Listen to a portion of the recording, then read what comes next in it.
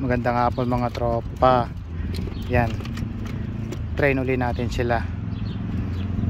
Ngayon, hapon naman natin sila pakakawalan. Tingnan natin. Karamihan sa mga yan, mga umiiyak pa. Nga lang sinasanay natin sila sa training box tsaka sa release.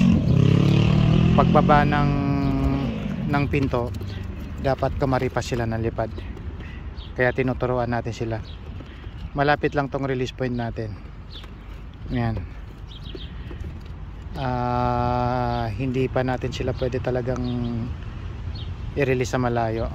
At karamihan sa mga yan, mga umiiyak pa. Let's go!